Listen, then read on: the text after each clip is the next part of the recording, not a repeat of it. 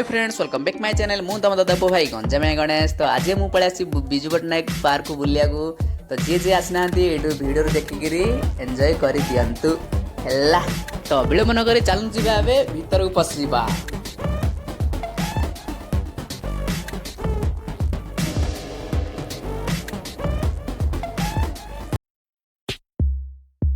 विजू पट्टनायक को ओडिशार जड़े बड़ देशभक्त एवं विकासर पुरुष भाव गणना करा जाए।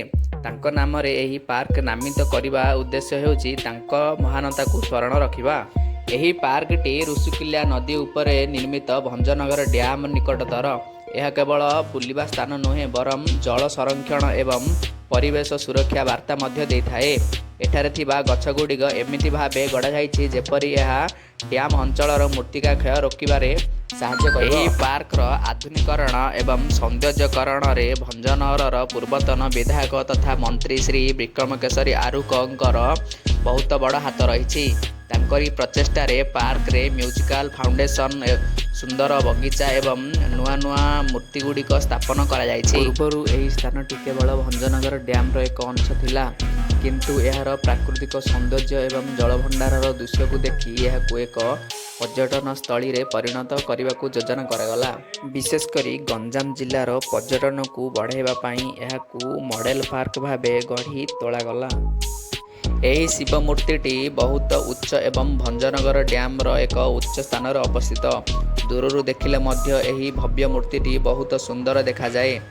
यहाकू बेलेश्वर महादेवଙ୍କ प्रतिकृति भावे जना जाए। एठारे 12टी दिव्य ज्योतिर्लिंग मध्य स्थापन करा जायछि। ओडिशा रे अधिकांश पुरातन मंदिर रे कला मृगुनी पत्थर लिंग थाए, किंतु एठारे धड़ा मार्बल बा स्फटिक शैली रे व्यवहार एही मंदिर को आधुनिक एवं सुंदर रूप देछि। एही स्थापन शैली को शुक्ल पक्ष बा पवित्रतार प्रतीक भावे ग्रहण करा जाए। देखिबा ठी शिवलिंगटी बहुत आकर्षक बा सुंदर देखा जाउछि। मुख्य शिव मंदिर पछपटे थिबा सुंदर बगीचा लाइट हाउस एवं अन्यान्य मंदिर गुड़िक एही स्थान को एक पूर्णांग पर्यटन स्थली करिथाए। पार्कर सबुठारु बड़ आकर्षण देउछि एठारे थिबा एक लाइट हाउस बा सदृश टावर। एठारे विभिन्न रंगर गोलाप गछ एवं ऋतुकालीन फूल गछ लगा जाइछि। संध्या बेले एठारे रंगीन लाइट लगा जाए, जहा बगीचा को आहुरी मनोहर करिदिए। एठारे थिबा समुद्र मंथन मूर्ति गुड़िक हेउछि एठाकार सबुठारु आकर्षणीय एवं चित्ताकर्षक कलाकृति। यह केवल एक मूर्ति नुहे बरम एक विशालकाय कारुकार्य जहा पौराणिक कथावस्तु को जीवंत करिथाए। तो देखिबा ते सांग माने व्यू तो बहुत बड़ा सुंदर देखा जाउछि। तो आसंतु आपण माने भी बुलिकी जानतु जो माने भी आसीथिबे एठी तो जानथि केमती भितरे लागुछि। ऊपर देखले पार्क टे एक बड़ सबुज रंगर चादर परी देखा जाए। पार्क टी भंजनगर डैम उपकूल रे थिबारु ऊपर देखले एक पटे नील जलराशि एवं अन्य पटे पार्क रंग बेरंगर फूल बगीचा एक अद्भुत समन्वय सृष्टि करे। एही पार्क टी पहाड़िया अंचल थिबारु जेतेबेले आपण उच्च स्थानरु निम्न को देखंती सेतेबेले पार्क डैम एवं दूररू थिबा पहाड़ सबु एक प्रकार फ्याम भली लगिथाए।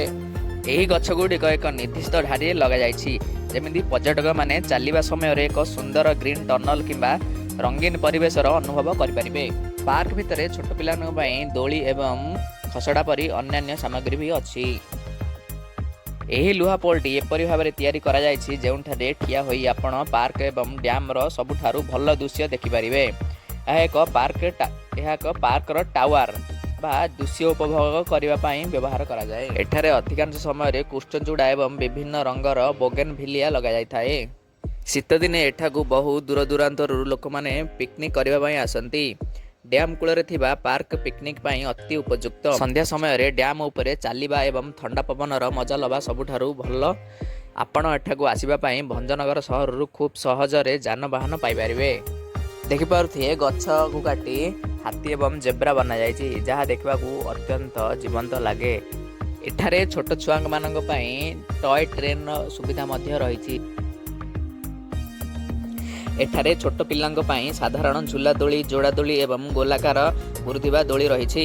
ପିଲାମାନେ ଦୋଳିରୁ ଯେପରି ନ ପଡ଼ନ୍ତି ସେଥିପାଇଁ କିଛି ଦୋଳିରୁ ବସିବା ବ୍ୟବସ୍ଥା ପାଇଁ ସିଟ୍ କରାଯାଇଛି। ଏହି ଜଳାଶୟଟି ବହୁତ ବଡ଼ ଏବଂ ଏହାର ଚାରିପାଖରେ ଥିବା ସବୁଜିମା ବୋଟିଂ ସମୟରେ ଏକ ସୁନ୍ଦର ଦୃଶ୍ୟ ପ୍ରଦାନ କରିଥାଏ। ଖାସ୍ କରି ସୂର୍ଯ୍ୟାସ୍ତ ସମୟରେ ଏଠାରେ ବୋଟିଂ କରିବା ଅଧିକ ଆକର୍ଷଣୀୟ ହୋଇଥାଏ। ଏଠାରେ ସବୁ ପେଡେଲ ବୋଟ୍ ରହିଛି, ଯେଉଁଥିରେ ଆପଣ ନିଜେ ଗୋଡ଼ରେ ପେଡେଲ ମାରି ବୋଟ୍ ଚଲାଇ ପାରିବେ। ଏହା ପରିବାର ପାଇଁ ଏବଂ ବନ୍ଧୁମାନଙ୍କ ପାଇଁ ବହୁତ ମଜାଦାର। ଏହି ପୁଲରେ ସନ୍ଧ୍ୟା ସମୟରେ ମ୍ୟୁଜିକାଲ ଶୋ ଆରମ୍ଭ ହୁଏ। ଏଠାରେ ପାଣିର ଫୁଆରା ଗୁଡ଼ିକ ସଙ୍ଗୀତର ତାଳେ ତାଳେ ନାଚନ୍ତି ଏବଂ ରଙ୍ଗ ବେରଙ୍ଗର ଲାଇଟ୍ ମଧ୍ୟ ପଡ଼ିଥାଏ। ଲୋକମାନେ ବିଶେଷ କରି ଏହି ମ୍ୟୁଜିକାଲ ଫାଉଣ୍ଟେନ୍ ଦେଖିବାକୁ ସନ୍ଧ୍ୟା ସମୟକୁ ଅପେକ୍ଷା କରନ୍ତି। ତ ରହୁଛି ସାଙ୍ଗମାନେ, ନମସ୍କାର। ଭିଡ଼ିଓଟି ଭଲ ଲାଗିଲେ ଲାଇକ୍ ଆଉ ସବସ୍କ୍ରାଇବ୍ କରିବେ। ପୁଣି ଦେଖା ହେବା ନୂଆ ଏକ ଭିଡ଼ିଓରେ। ଜୟ ଜଗନ୍ନାଥ।